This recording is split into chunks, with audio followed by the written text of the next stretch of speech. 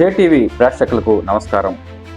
విజయవాడ పరిసర ప్రాంతాల్లో అదేవిధంగా కడప ప్రాంతాల్లో ఎవరైతే ఉన్నారో గురుకుల పాఠశాల ఉపాధ్యాయులు అయితే పెద్ద ఎత్తున నిరసన కార్యక్రమాన్ని విజయవాడ ధర్నా చౌక్లో బుధవారం పూర్తి స్థాయిలో మోకాళ్లపై నిరసన వ్యక్తం చేశారు.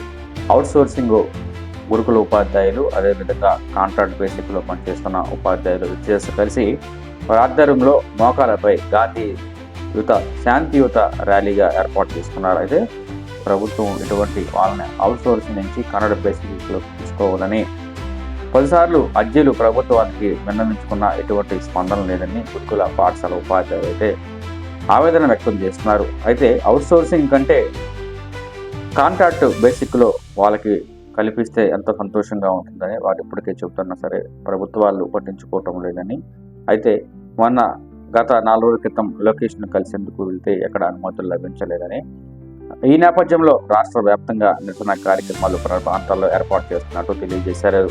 అధ్యాపకుల్ని పూర్తి స్థాయిలో గుర్తించే విధంగా రాష్ట్ర ప్రభుత్వం చర్యలు తీసుకోవాలని వారు డిమాండ్ చేస్తున్నారు. అదేవిధంగా అవుట్సోర్సింగ్ ఉపాధ్యాయులు కాంట్రాక్ట్ రెసిడెన్షియల్ టీచర్గా మార్చాలని వారు పూర్తి స్థాయిలో కోరుతున్నారు. అదేవిధంగా ప్రభుత్వం తమ సమస్యలను పరిష్కరించకపోతే ఉధృతగా ఈ నిరసన కార్యక్రమాన్ని ముందుకు తీసుకువెళ్తామని ఉపాధ్యాయులకు సంబంధించిన నాయకులు కానీ దానికి సంబంధించిన వ్యక్తులు కానీ చెప్తున్నారు. ఇదేవిధంగా అతి తక్కువ జీతం, ఇది వాచ్మెన్ కన్నా అతి తక్కువ జీతాన్ని మాకు కేటాయిస్తున్నారని, ప్రభుత్వం తక్షణమే స్పందించాలని సుమారుగా 1650 కుటుంబాలకు సంబంధించిన ఉద్యోగులు, గురుకుల పాఠశాలకు సంబంధించిన ఉద్యోగులు అయితే వారు పూర్తి స్థాయిలో రోడ్డున పడ్డ విషయం అయితే వాళ్ళు ఆవేదన వ్యక్తం చేస్తున్నారు. అయితే గాంధీ చిత్రపటాలను పట్టుకొని మోకాళ్లపై ఈరోజు విజయవాడ ధర్నా చౌక్ వద్ద పెద్ద స్థాయిలో ఒక వినూత్న రీతిలో నిరసన కార్యక్రమం అయితే ఏర్పాటు చేశారు.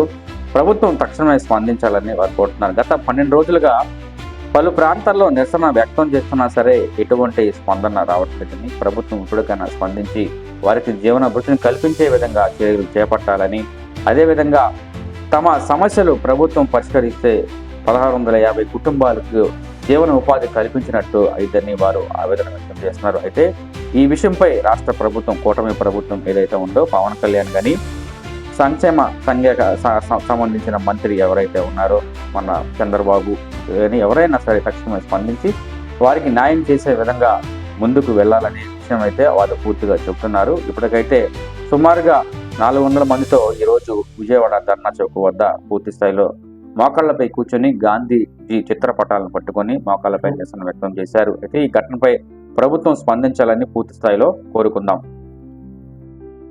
విద్యాశాఖ మంత్రి నారా లోకేష్ గానీ ఎవరు కూడా స్పందించలేదు. రాష్ట్రంలో 191 పాఠశాలలు ఉన్నాయి. ఉపాధ్యాయులు లేక విద్యార్థులు అల్లకల్లోలం పరిస్థితి ఏర్పడింది. అక్కడ ఉన్న విద్యార్థులందరూ పేద విద్యార్థులు, వాళ్ళ తల్లిదండ్రులు కూలి నారి చేసుకొని వాళ్ళు ఎవరికి ఈ సమస్య చెప్పుకోవాలో తెలియదు. మండల అధికారి కానీ జిల్లా అధికారి కానీ ఎవరు కూడా స్కూల్కి వెళ్ళి పరామర్శించిన పాపాను పోలేదు. దయచేసి ఈ గిరిజన గురుకుల ఉపాధ్యాయులకి మరియు విద్యార్థులకి న్యాయం చేయాలని ప్రభుత్వానికి విన్నవించుకుంటున్నాం సార్. మా డిమాండ్ ఒక్కటే సార్, సిఆర్టీ కాంట్రాక్ట్ గా మమ్మల్ని కాంట్రాక్ట్ టీచర్స్ గా కన్వర్షన్ చేయాలి. మా డిమాండ్ న్యాయమైన డిమాండ్ ఖచ్చితంగా నెరవేరుస్తారని ప్రభుత్వానికి విన్నవించుకుంటున్నాను sir. Thank you sir. Vijay Kumar. గతంలో మా గిరిజన సంక్షేమ శాఖ మంత్రి 3 నెలల క్రితం మాకు ఖచ్చితమైనటువంటి న్యాయం చేస్తానని చెప్పేసి మాట తప్పారు. ఖచ్చితంగా మేడం గారు మనల్ని మాకేదైతే హామీ ఇచ్చారో ఆ హామీని నెరవేర్చుకోవాలని చెప్పేసి నేను కోరుతున్నాను. అదేవిధంగా ఇవాళ 12వ రోజు కూడా జరుగుతుంటే మా విద్యార్థులందరూ కూడా చదువు లేకుండా బయటకు ఎక్కడెక్కడో తిరుగుతున్నారు, బాధేస్తుంది. కానీ మా అధికారులు మమ్మల్ని కనీసం చర్చలు కూడా పిలవకుండా, మమ్మల్ని పట్టించుకోకుండా ఉండడం చాలా బాధాకరం. దాని గురించి మా మినిస్టర్ మేడం గారు, మా ముఖ్య కార్యదర్శి గారు మమ్మల్ని పిలిచి సంప్రదింపులతో మాకు న్యాయమైనటువంటి కోరికల్ని 2022 సిఆర్టీని అమలు చేస్తూ సిఆర్టీలుగా మమ్మల్ని గుర్తించాలని, అదేవిధంగా డిఎస్సీ నుంచి మాకు మినహాయింపు చేయాలని, మరీ ముఖ్యంగా మమ్మల్ని చర్చలతో మన చర్చలకు ఇన్వాల్వ్ చేసి మా సమస్యలను వాళ్ళు వివరించి మమ్మల్ని ఏదో ఒకటి చేసి మా విధులకు మాకు వెనక్కి పంపించాలని చెప్పేసి మా ఉపాధ్యాయులు అందరూ వేడుకుంటున్నారు. రాని పక్షంలో ఈ ఉద్యమాన్ని తీవ్రతరం చేస్తామని చెప్పేసి కూడా తెలియపరుస్తున్నాను. మేము అల్లూరు సీతారామరాజు జిల్లా నుంచి వచ్చామండి. గురుకుల వ్యవస్థలోన అవుట్ సోర్సింగ్ విధంగా పనిచేస్తూ ఉన్నామండి. అయితే మా జీతాలు 9,500 నుంచి నెక్స్ట్ వరకు 18,000 ఇస్తారండి. ఉదయం 5 గంటల నుంచి లేచి నైట్ 9 గంటల వరకు మేము వర్క్ చేస్తామండి. అయితే మాకు కాంట్రాక్ట్ పద్ధతిలో చేయాలండి. అవుట్ సోర్సింగ్ విధానం అనేది ఎక్కడ లేదండి. అయితే ఓన్లీ గురుకుల గిరిజన గురుకుల పాఠశాలలో మాత్రమే అవుట్ సోర్సింగ్. లేచి నైట్ 9 గంటల వరకు వర్క్ చేయడం కాక వాటిని అన్ని మొత్తం A to Z అన్ని వర్కులు మాత్రమే చేస్తా ఉంటామండి. తర్వాత పిల్లలు బాగాలేకపోయినా హాస్పిటల్ మేమే తీసుకువెళ్ళి మళ్ళీ తీసుకువచ్చి జాగ్రత్తగా చూసుకుంటామండి. ఇటు పాఠాలు చెప్పాలి, రికార్డ్స్ రాయాలి, పిల్లలకి ఆరోగ్యాలు చూసుకోవాలి, హాస్పిటల్ తీసుకెళ్ళాలి. అన్ని విధానాలు అన్ని కూడా మేమే, పిల్లలకి అన్ని బాగోగులు అన్ని కూడా మేమే చూస్తామండి. కానీ ఇప్పటికి వచ్చి 10-15 సంవత్సరాల నుంచి గురుకులాన్ని నమ్ముకొని మేము మా యొక్క కష్టాన్ని కష్టపడి మా యొక్క జీవితాన్ని అంకితం చేసి ఇప్పటి వరకు మేము గురుకులను నమ్ముకొని మా ఉద్యోగాలు కాంట్రాక్ట్ పద్ధతిలో కానీ రెగ్యులర్ కానీ అవుతాయి అన్న నమ్మకంతో ఇప్పటి వరకు మేము చేస్తా ఉన్నామండి.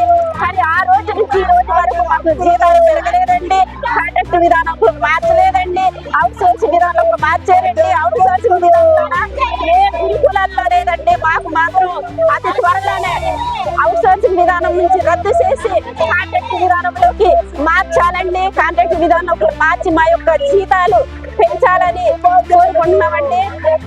మేము పడే కష్టం ఇంత కష్టం కాదండి. మా ఇంట్లో కానీ మా యొక్క కుటుంబాన్ని అందరినీ కూడా దూరంగా వదిలిపెట్టి మేము పిల్లల కోసం, గిరిజన గురుకుల పిల్లల కోసం మా యొక్క జీవిత గురుకుల అవుట్ సోర్సింగ్ ఉపాధ్యాయులు మరియు అధ్యాపకులు చేసేటటువంటి నిరసన ప్రభుత్వానికి తెలియపరచాలని మేము శాంతియుతంగా తెలుపుతున్నాము. ముఖ్యంగా మా యొక్క ఉద్దేశం ఏంటంటే, గత 12 రోజుల నుంచి అంటే 2 వారాల నుంచి ఇక్కడ విజయవాడ నగరంలోనే ఆ బస్ స్టాండ్ లో రోడ్ల మీద ఎక్కడ మాకు అవకాశం ఉంటే అక్కడ ఆడవాళ్ళమని కాకుండా సార్లని కాకుండా ఇక్కడ నివాసం ఉంటూ మా యొక్క సమస్యలను తెలియజేయాలని ప్రభుత్వానికి మరి ఈ విధంగా మేము చెప్పుకున్నామండి. మా ప్రధానమైనటువంటి ఉద్దేశం ఏంటంటే, రెండండి మమ్మల్ని సిఆర్టీగా మార్చి మరియు మమ్మల్ని 2022 సిఆర్టీ ప్రకారం మా జీతాలు చెల్లించాలని మా మనవి. ముఖ్యంగా సార్ మరి ఈ యొక్క ప్రభుత్వానికి మా యొక్క సమస్యలను తెలియజేసి మరి మా మంత్రి గారు మా యొక్క మంత్రులు మరి అదే విధంగా మా యొక్క అధికారులు మా యొక్క సమస్యలపై స్పందించాలని, మా భవిష్యత్తుకి పునాది వేయాలని, మరి అదే విధంగా మరి పాఠశాలకి మరి కళాశాలకి మా విధులు బహిష్కరించి ఈ విధంగా రోడ్లపై ఉండి మరి మా సమస్యల్ని తెలుసుకుని మరి మా యొక్క సమస్యల పరిష్కారం చేస్తారని, అదే విధంగా మరి కళాశాలకు విధులు బహిష్కరించడం వల్ల, పాఠశాలకు విధులు బహిష్కరించడం వల్ల మరి విద్యార్థులు ఎంతో విధంగా నష్టపోతున్నారు.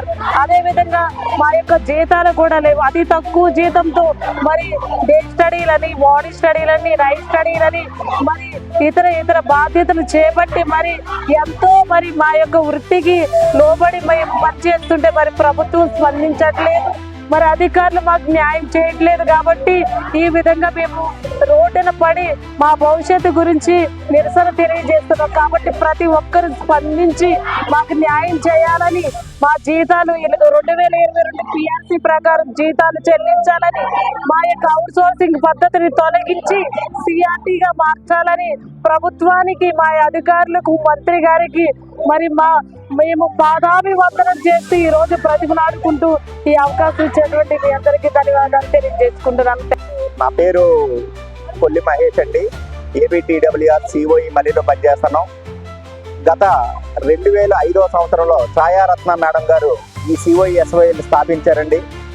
సిఓఈఎస్వైల యొక్క ముఖ్య ఉద్దేశం ఏంటంటే, గిరిజన బిడ్డలు ఐఐటిలో వెనకంజలో ఉంటున్నారు, వాళ్ళకి కేటాయించిన సీట్లు కూడా మిగిలిపోతాయనే ఉద్దేశంతో ప్రభుత్వం మంచి నిర్ణయం తీసుకుని 2005 నుండి కూడా మన రాష్ట్రంలో 7 సిఓఈఎస్వైల్ని నెలకొల్పారండి. పార్వతీపురంలో ఎస్వై జోగింపేట, అదేవిధంగా శ్రీకాకుళం జిల్లాలో సిఓఈ మల్లి, అదేవిధంగా వైజాగ్లో మారికవలస, శ్రీశైలం, శ్రీకాళహస్తి, విస్సన్నపేటలో 7 సిఓఈఎస్వైలు నెలకొన్నారు.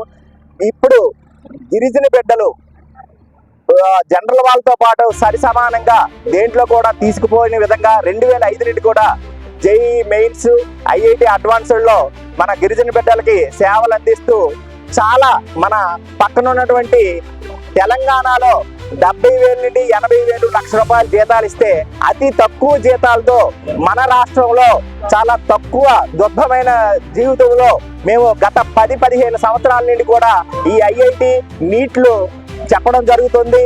అయినప్పటికీ కూడా ఇప్పటికి కూడా మా యొక్క జీవితాల్లో జీతాల్లో మార్పు లేదు. అయినప్పటికీ ఇప్పటికైనా ప్రభుత్వం స్పందించి మేము ఉన్నటువంటి ఈ యొక్క స్థితి నుండి కాంట్రాక్ట్ విధానంలో మార్పు చేసి మా యొక్క జీతభత్యాల్లో కూడా మార్పులు చేయవలసిందిగా కోరుచున్నాం. ఎందుకంటే ఈరోజు ప్రతిష్టాత్మకమైన దేశంలో అత్యున్నతమైన రెండే exams IIT, JEE mains and NEET. అవి జనరల్ గా పిల్లలతో సరి సమానంగా COE-SY బోధన చేస్తున్నటువంటి ఉపాధ్యాయుడికి ఈ తక్కువ జీతాలు ఇవ్వడం వల్ల చాలా మానసిక ఉద్యోగతకి లోనయ్యి ఈ రోజు మా పిల్లలు అదే విధంగా పిల్లల్ని వదిలేసి ఈ రోజు ఈ గిరిజన ప్రాంతాల్లో మేము సర్వీస్ చేస్తున్నందుకు ప్రభుత్వం గుర్తించి మమ్మల్ని ఆదుకోవాల్సిందిగా వేడుకుంటున్నామండి. Thank you.